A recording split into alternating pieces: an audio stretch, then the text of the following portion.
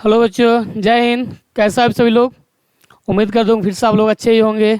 और एक बार फिर से आपको JMS स्टडी यूट्यूब चैनल पर आपका एक बार स्वागत है।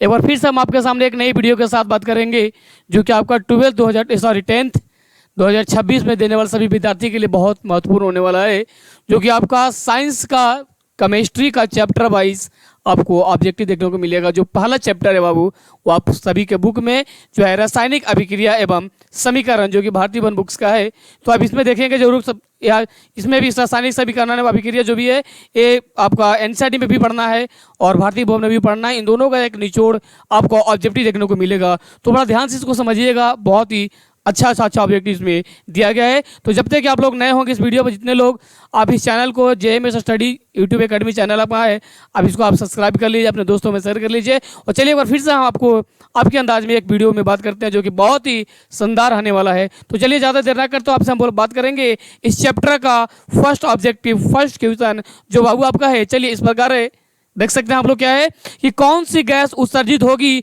जब धातुएं जल के साथ अभिक्रिया करेगी। यानी जब धातुएं जल के साथ अभिक्रिया करेंगी तो कौन सी गैस उत्सर्जित होगा, कौन सी गैस निकलेगा। तो चलिए इसका हम लोग बाबू राइट आंसर जानते हैं। तो देखिए बाबू, पहला का जो राइट आंसर होगा वो होगा ऑप्शन नंबर सी, यानी हाइड्रोजन गैस जो होगा वो उत्सर्जित होगा। चलिए इसके साथ साथ अगला है बाबू, इसमें क्वेश्चन नंबर 2 में कि सामने एक समीकरण दिया गया, एक अभिक्रिया दिया गया है, जो कि इसका भी जो अभिक्रिया दिया गया है वो पूछ क्या रहा है बाबू कि ऊपर दी गई अभिक्रिया को किस प्रकार का अभिक्रिया है। यानी जो अभिक्रिया दिया गया है ये किस प्रकार की अभिक्रिया है। तो चलिए इसका जो राइट आंसर होगा बाबू वो 2 का वो होगा ऑप्शन नंबर डी, यानी विस्थापन अभिक्रिया। कौन सा? तो ऑप्शन नंबर डी विस्थापन अभिक्रिया होगा। चलिए इसके साथ आगे क्वेश्चन नंबर 3 में 3 नंबर क्या है कि लौह चूर्ण पर तनु हाइड्रोक्लोरिक अम्ल डालने से, यानी वो एक लौह चूर्ण पर जब हम हाइड्रोक्लोरिक अम्ल डालते हैं तो डालने से क्या होता है। सही उत्तर इस पर बताना है, यानी सही उत्तर पर निशान लगाना। बताइए जब लौह चूर्ण पर हम तनु हाइड्रोक्लोरिक अम्ल का डालते हैं तो किस प्रकार का अभिक्रिया बन जाता है। तो चलिए इसका हम लोग राइट आंसर देखिए, आपको बताया वो ऑप्शन नंबर ए। कौन सा होगा? ऑप्शन नंबर, यानी हाइड्रोजन गैस से हम आयरन क्लोराइड बनता है। आगे इसका बाबू क्वेश्चन नंबर 4 में कि श्वसन किस प्रकार की अभिक्रिया है। यानी जो श्वसन है वो किस प्रकार की अभिक्रिया बाबू, तो ऑप्शन नंबर ए, यानी उपचयन अभिक्रिया। कौन सा है? तो उपचयन अभिक्रिया है। इसके साथ साथ आगे क्वेश्चन नंबर 5 में क्या बाबू की सामने एक अभी आपको अभिक्रिया दिया गया है, किस प्रकार की अभिक्रिया। सामने एक समीकरण है, इस समीकरण को बताना है कि कौन सी अभिक्रिया इसमें हो रहा है। तो चलिए इसका होगा ऑप्शन नंबर, चलिए देखते हैं कौन सा है, बी। कौन सा है? ऑप्शन नंबर बी, यानी अपचयन अभिक्रिया। कौन सा होगा?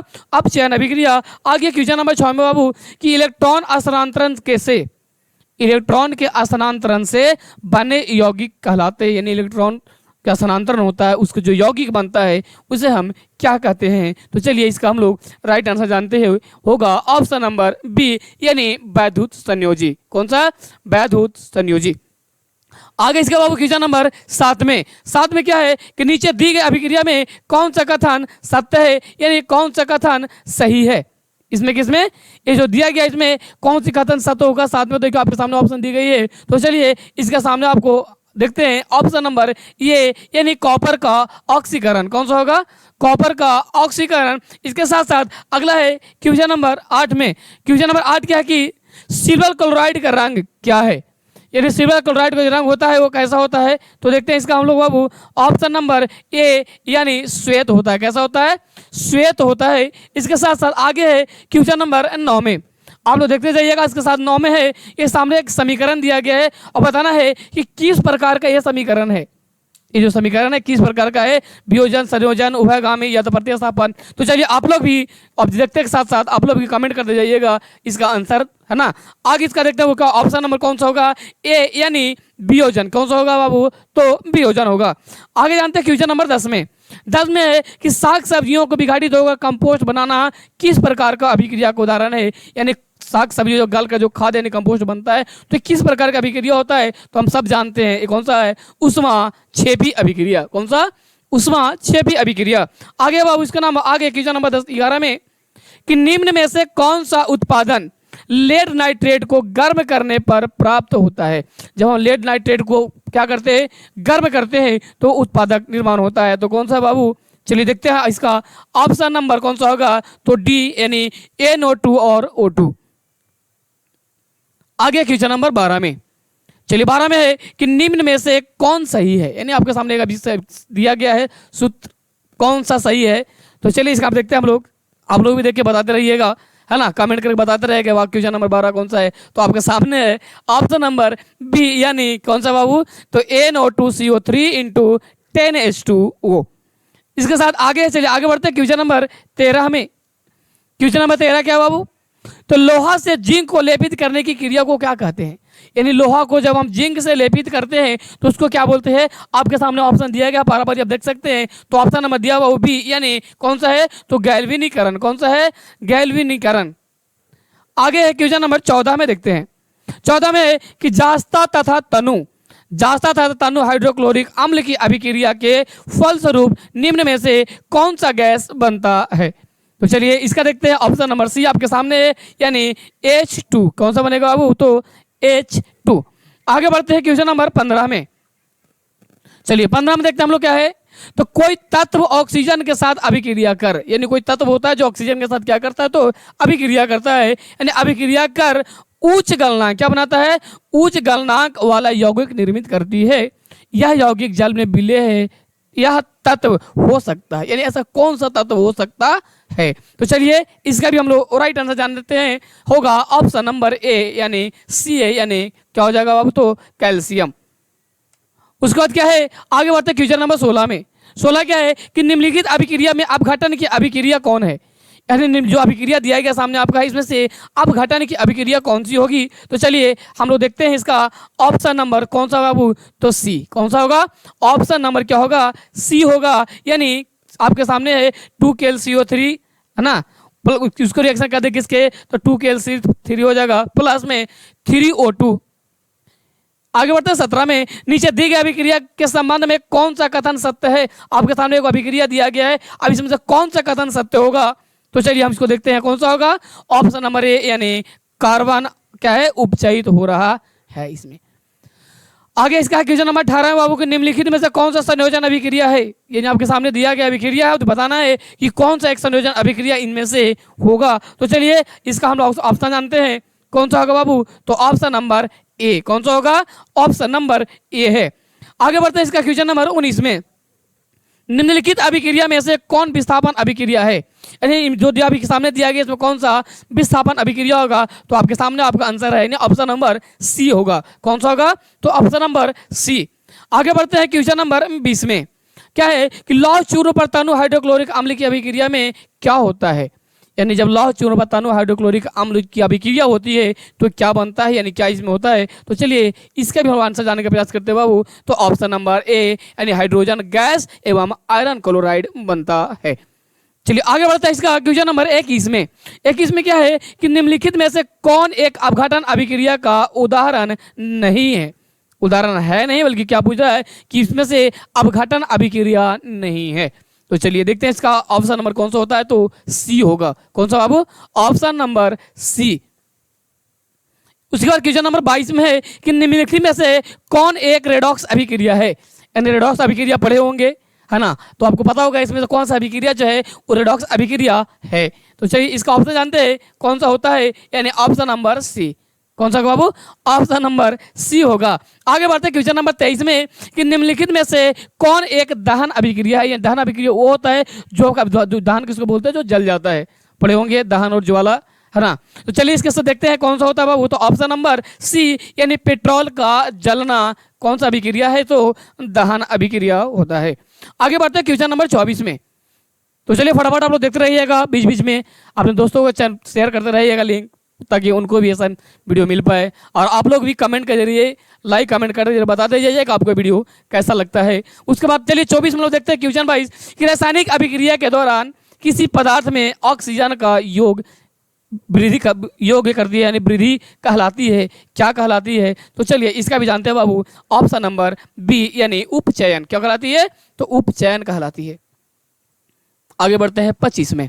25 में क्या बाबू कि निम्नलिखित कथनों में कौन असत्य है। आपके सामने प्रश्न है कि निम्नलिखित कथनों में कौन सा सत्य है। तो चलिए देखते हैं इसका भी हम लोग ऑप्शन कौन सा होगा? तो ऑप्शन नंबर सी होगा। कौन सा? ऑप्शन नंबर सी, यानी ऑक्सीकारक खुद को ऑक्सीकृत करते हैं। इसके साथ साथ आगे बढ़ते हैं क्वेश्चन नंबर 26 में कि किसी यौगिक से रासायनिक अभिक्रिया में हाइड्रोजन का घटना कहलाता है।